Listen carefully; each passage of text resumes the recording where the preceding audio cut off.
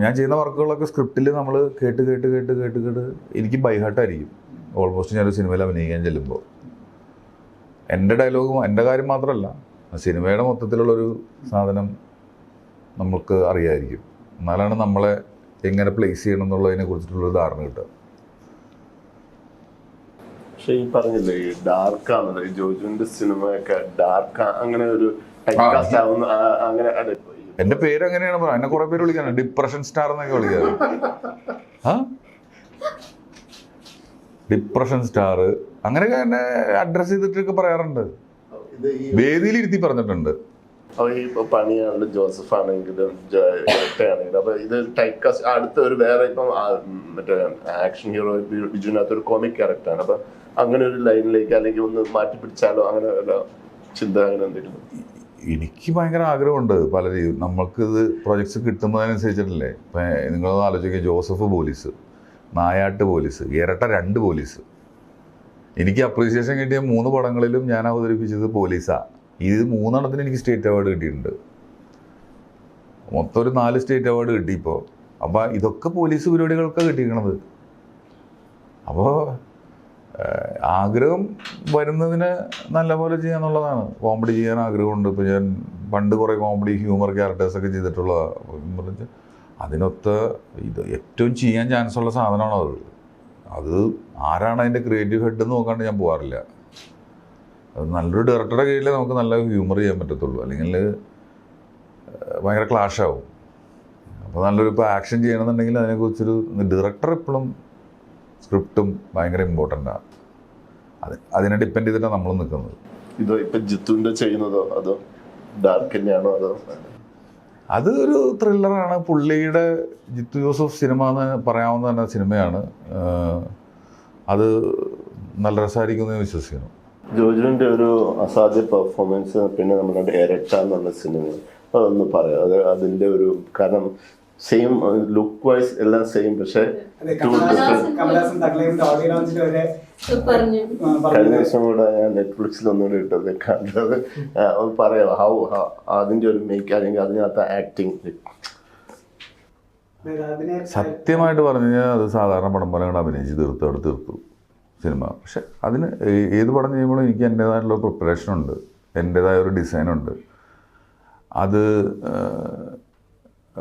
അതുപോലെ തന്നെയാണ് ആ പടവും ചെയ്തത്. പക്ഷെ ആ പടവും ഇറങ്ങിയപ്പോൾ നിങ്ങൾ ഈ പറയുന്ന പോലെ ഒരാൾ പോലും മൈൻഡ് ചെയ്യാത്തൊരു പടമായിരുന്നു. തിയേറ്ററിൽ പൊട്ടിയ പടമായിരുന്നു. കുറേ റിവ്യൂവേഴ്സ് അതിനെക്കുറിച്ച് നല്ലത് പറഞ്ഞു, നല്ലതല്ലാതെ തിയേറ്ററിൽ വർക്കൗട്ടായില്ല. ആക്ച്വലി നമ്മളുടെ ചിന്താഗതി തെറ്റാണെന്ന് വരെ ചിന്തിച്ചിരുന്ന സമയമാണ്. ഞാനത് വർക്കാവും എന്ന് വിശ്വസിച്ചിരുന്നൊരു പടമാണത്. ആ സിനിമ വർക്കാവും. പക്ഷെ ആ സിനിമ ഇറങ്ങി OTT ഹിറ്റായപ്പോഴാണ് ഈ ഡിസ്കഷൻ വന്നത്. OTT ഹിറ്റായി കഴിഞ്ഞപ്പോൾ തന്നെ ഹിന്ദിയിൽ നിന്നും മറ്റുള്ള ഇൻഡസ്ട്രിയിൽ നിന്നും എല്ലാം നാസർ സാർ എന്നെ ആദ്യമായിട്ട് വിളിക്കുന്നു. ഫസ്റ്റ് വിളിക്കുന്നതൊക്കെ ആ പടം കണ്ടിട്ടാണ്, ഇങ്ങനൊരു പടം കണ്ടു എന്ന് പറഞ്ഞിട്ടാണ്. അതുപോലെ തന്നെ പലരും, മണിസാർ എന്നെ പൊന്നിയിൽ സെൽവൻ 2ൻ്റെ ഫംഗ്ഷൻ ഇൻവൈറ്റ് ചെയ്യുന്നു, ഫംഗ്ഷൻ അറ്റൻഡ് ചെയ്യാൻ. അത് ഈ സിനിമ കണ്ടിട്ടാണ്. ഞാൻ തഗ് ലൈഫിൽ വരാനുള്ള കാരണം ഇരട്ടാണ്. അപ്പോൾ ഇതെല്ലാം ഒരുപാട് കാര്യങ്ങൾ ഇരട്ട വഴി നടന്നിട്ടുണ്ട്. അപ്പം അത് അന്ന് ഇതൊന്നും ഇല്ല, അങ്ങനെ എഫേർട്ട് ചെയ്തിട്ടില്ല, അതിനെ അഡ്രസ്സ് ചെയ്തിട്ടില്ല. പിന്നീട് ഹിറ്റായി കഴിഞ്ഞപ്പോൾ കമൽ സാറൊക്കെ പറഞ്ഞതൊക്കെ തന്നെയാണ് അതാണ് എന്നെ ഏറ്റവും കൂടുതൽ സന്തോഷം, തൃപ്തിയായി എന്ന് ഞാൻ പറഞ്ഞത് അതുകൊണ്ടാണ്. കാരണം ഇനിയിപ്പോൾ ഇതിൽ കൂടുതൽ ആര് പറഞ്ഞാലും പ്രശ്നമില്ല എന്ന് തോന്നുന്നത് അതുകൊണ്ടാണ്. പക്ഷെ ആ സിനിമ ചെയ്തത് എഫേർട്ടുണ്ട് സിനിമ ചെയ്തതിൽ. കാരണം ഒരു ക്യാരക്ടർ അഭിനയിച്ച് അപ്പം തന്നെ അപ്പുറത്ത് പോയി അടുത്ത ക്യാരക്ടർ അഭിനയിക്കണം. ഇപ്പം ഈ ക്യാരക്ടർ അഭിനയിച്ചത് മുഴുവൻ ഓർത്തിട്ട് വേണം അടുത്ത ക്യാരക്ടർ അഭിനയിക്കാൻ. കാരണം ഇയാൾ ഈ പറഞ്ഞതിനാണ് അയാൾ റിയാക്ട് ചെയ്യേണ്ടത്. അപ്പോൾ ഇതുണ്ട്. അതിനെൻ്റെ ഏറ്റവും വലിയ റെഫറൻസ് കമൽ സാറിൻ്റെ പടങ്ങൾ തന്നെയായിരുന്നു. നമ്മൾ ഏറ്റവും കൂടുതൽ നോക്കിയിട്ടുള്ളത് അതാണ്. പിന്നെ പുറത്തുള്ള പടങ്ങളൊക്കെ ഓഫ് കോഴ്സ് നമ്മൾ കാണുമല്ലോ, കണ്ടിട്ടുണ്ട്. അപ്പോൾ ഇതെല്ലാം വിട്ടിട്ട് നമ്മുടെ ഇവിടെ അത് എങ്ങനെ ഇംപ്ലിമെൻ്റ് ചെയ്യാൻ പറ്റുന്നുള്ളത്, അതിലും എനിക്ക് എൻ്റെ ഒരു ക്യാരക്ടറിനെ കുറച്ചും കൂടി ബെറ്റർ ആക്കണമെന്ന് എനിക്ക് തോന്നിയിരുന്നു. ബെറ്ററാക്കി ചെയ്തിരുന്നെങ്കിൽ ആ പടം കുറച്ചും കൂടി വേറെ ലെവലിലേക്ക് മാറുമെന്നുള്ളൊരു തോന്നലുണ്ട്. മരിച്ചു പോണ ആളല്ല, മറ്റാളുടെ ക്യാരക്ടർ അത് ആ ലൈനിലല്ലാണ്ട് വേറെ ലൈനിൽ പിടിക്കാമായിരുന്നു എന്നൊക്കെ അത് ചെയ്തപ്പോൾ ഒക്കെ തോന്നി. പിന്നെ നമ്മൾ വെറും 40 ദിവസം കൊണ്ട് ചെയ്ത പടം, അത് 35-40 ദിവസം കൊണ്ട് പക്ഷെ അത് ഇങ്ങനെ ഒരു ജീവിതത്തിൽ ഒരു വലിയൊരു എപ്പിസോഡാവുന്നൊന്നും അന്ന് ചിന്തിച്ചിരുന്നില്ല. ഇതുപോലെ തന്നെ ദൈവമേ ഒരു പരിപാടി ചെയ്യുന്നുണ്ട്, രക്ഷപ്പെട്ട് പോണേ എന്നുള്ളൊരു സംഭവം തന്നെയാണ്. പിന്നെ ഇവിടെ റിലീസ് ചെയ്ത് കഴിഞ്ഞിട്ട് ഭയങ്കര പ്രശ്നമായിരുന്നു. അന്ന് ആ പടത്തിനെതിരെയൊക്കെ ആരും കാണരുത്, ഭയങ്കര ഡാർക്കാണ്, കുടുംബം പോകരുതെന്ന് പറഞ്ഞൊരു ക്യാമ്പയിനിങ് വരെ നടന്നിട്ടുണ്ടായിരുന്നു ആ സിനിമയ്ക്കെതിരെ. പടത്തിൻ്റെ ക്ലൈമാക്സ് ആക്ച്വലി ഭയങ്കര ഹോണ്ടിങ് ആണ്. സോ ബ്രദറിൻ്റെ സൂയിസൈഡിൻ്റെ കാരണം റിവീൽ ആവുന്നൊരു ആ മൊമെൻറ്റ് രോഹിത് എങ്ങനെയാണ് ബ്രീഫ് ചെയ്യുന്നത്, അല്ലെങ്കിൽ അത് വായിക്കുമ്പോഴോ അല്ലെങ്കിൽ എനാക്ട് ചെയ്യുമ്പോഴോ? അല്ല, ആ സിനിമ ഞാൻ പറഞ്ഞില്ല, ആ സിനിമ ഒരു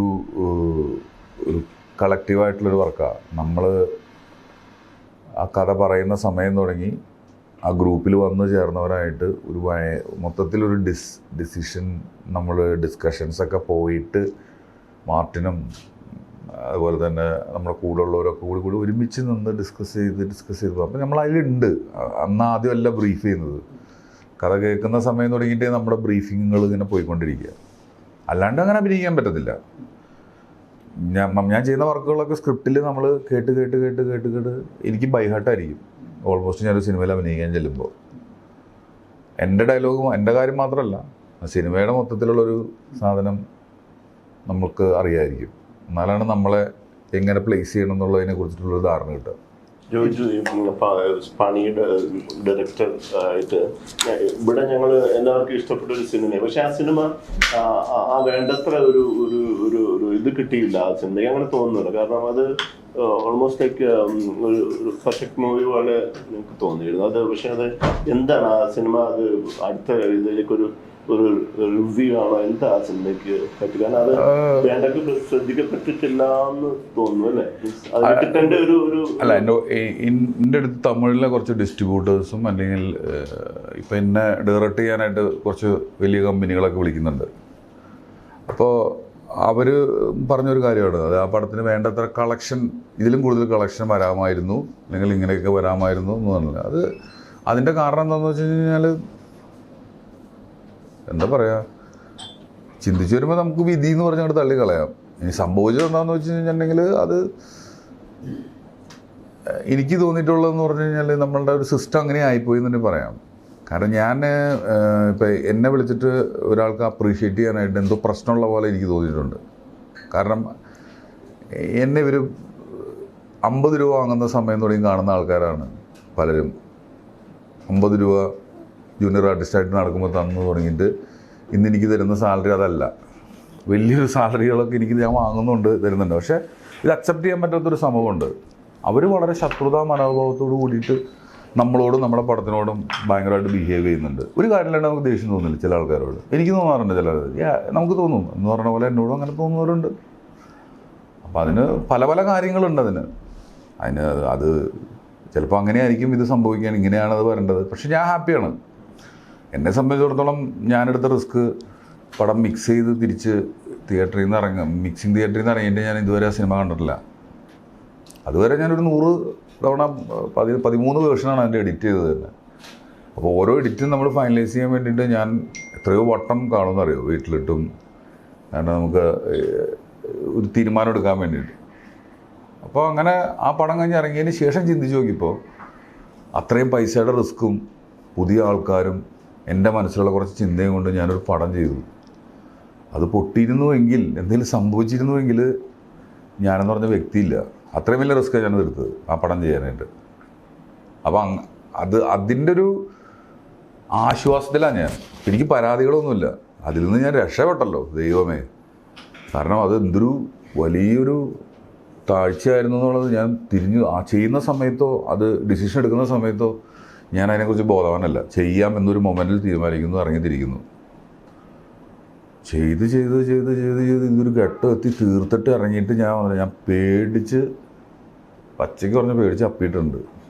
അത്രയും പേടിച്ചു ദിവസങ്ങളോളം ഞാൻ ജീവിച്ചിട്ടുണ്ട് ഞാനെടുത്ത റിസ്ക് ആലോചിച്ചിട്ട്. കാരണം ആ പടം ഇത്രയും പൈസ, അതും പുതിയ ആൾക്കാരെ വെച്ച്, ഇന്നത് കണ്ടിട്ട് നിങ്ങൾക്ക് കൊള്ളാമെന്ന് പറയാൻ എളുപ്പമാണ്. പക്ഷേ ഇതിന് മുമ്പത്തെ പ്രോസസ്സ് എന്ന് പറയുന്നത്, അപ്പോൾ ഞാൻ ആഗ്രഹിച്ചിരുന്നു എന്നെ നോക്കിയിട്ട് കൊള്ളാട്ടോ അവർക്ക്. അങ്ങനെ ആരും പറഞ്ഞില്ല. അങ്ങനെ വലിയ ആൾക്കാരാണ് മീൻസ് ജോജു പ്രതീക്ഷിച്ചിരുന്ന ജോജുവിന്റെ ക്ലോസ് ഉള്ള അല്ലെങ്കിൽ അങ്ങനെ ആരെങ്കിലും വിളിച്ച് അല്ല പറയുക അങ്ങനെ appreciate ചെയ്ത് എനിക്ക് നിങ്ങൾ നോക്കൂ, അതായത് നിങ്ങൾ തന്നെ പറഞ്ഞു ഉത്തരം പറയും, ഞാൻ ചോദിക്കാം.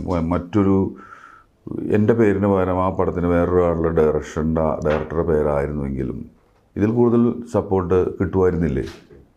കിട്ടുമായിരുന്നു ഉറപ്പായിട്ടും.